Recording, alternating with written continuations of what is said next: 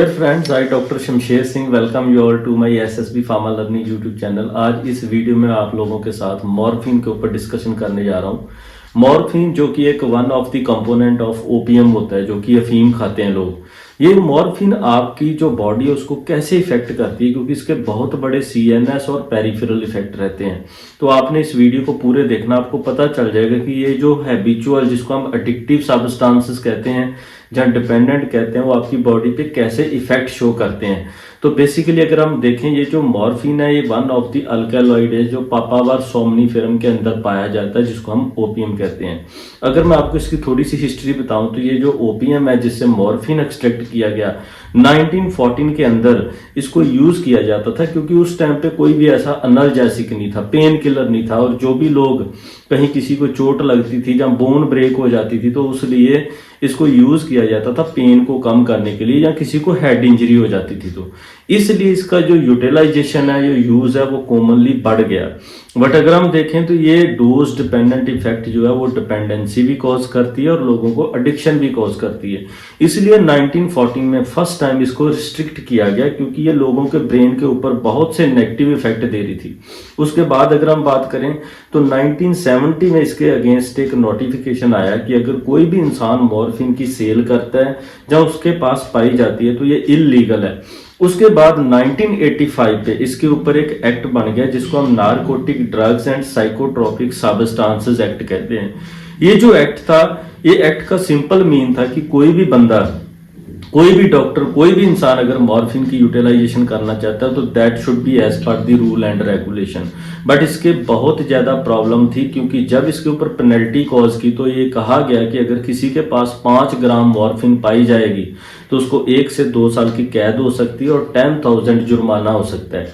अगर किसी के पास 5 ग्राम से लेकर 250 ग्राम तक मॉर्फिन पाई जाती है इलीगल, तो उस बंदे को 1 लाख जुर्माना हो सकता है, 10 साल की कैद हो सकती है। अगर उसके बाद किसी के पास 250 ग्राम से ज्यादा मॉर्फिन पाई जाती है, उसको 10 से 20 साल की कैद हो सकती है और 1 से 2 लाख जो है वो जुर्माना हो सकता है। ये क्यों किया गया? क्योंकि ये हमारी बॉडी को बहुत इफेक्ट दे रही थी। आज अगर हम देखें, जितनी भी ओपीएम है जिससे हम मॉर्फिन को सेपरेट करते हैं, क्योंकि मॉर्फिन के अंदर सबसे बड़ा इफेक्ट जो ओपीएम के अंदर रहता है वो मॉर्फिन का रहता है। And morphine is constituted 20 to 25% of the OPM में 25% के आसपास पाई जाती है अफीम के अंदर।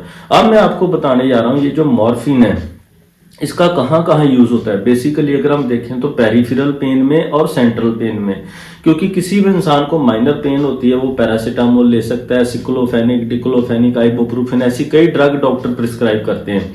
बट अगर किसी को ज्यादा पेन हो, जहाँ कैंसर एसोसिएटेड पेन हो, किसी को ब्रेन में कैंसर हो जाए, उसके लिए मॉर्फिन को यूज किया जाता था। किसी की हेड इंजरी हो जाती थी, सिर फट जाता था, वहां पे एक्सेसिव पेन होती है, मॉर्फिन को पुराने टाइम पे बहुत यूज किया जाता था। किसी की मेजर बोन ब्रेक हो जाती थी और मेन पेन होती थी, उसके लिए भी मॉर्फिन को यूज किया जाता था। बट अगर मैं इसको आपको बताऊं तो morphine cause lot of negative effect on the body. Positive के साथ साथ इसके बहुत नेगेटिव इफेक्ट भी रहते हैं। क्यों? क्योंकि ये बहुत बड़ी प्रॉब्लम क्रिएट करती है डिपेंडेंसी, जिसको हम एडिक्शन भी कहते हैं।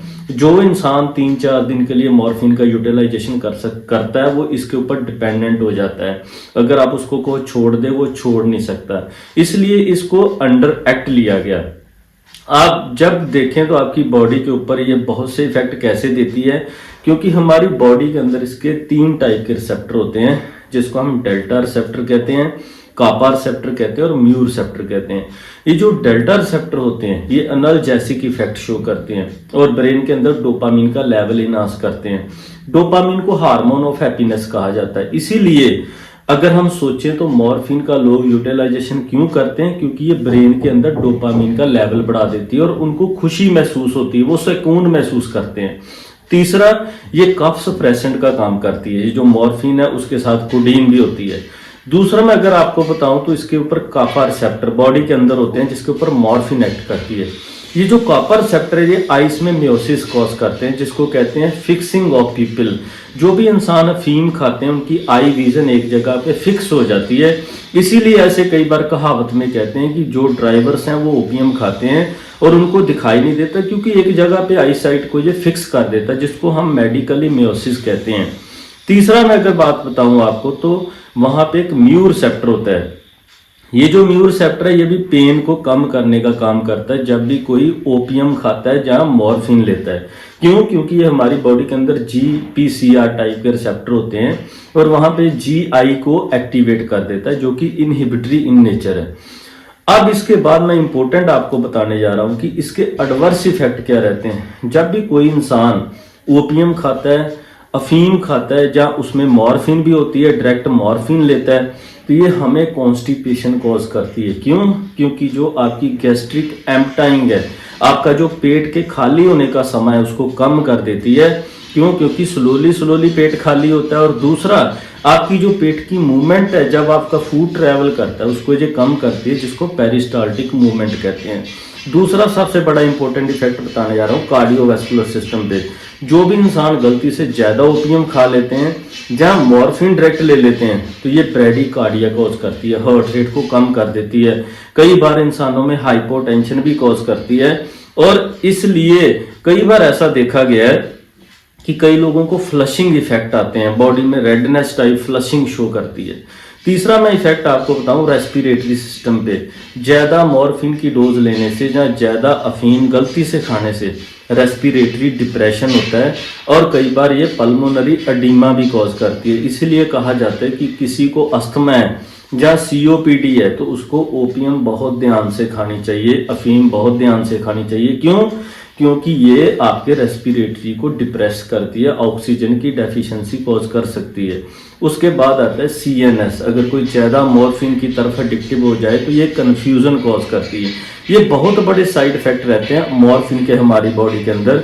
इसीलिए मॉर्फिन का यूटिलाइजेशन जो है वो रिस्ट्रिक्टेड है, अंडर लॉ है।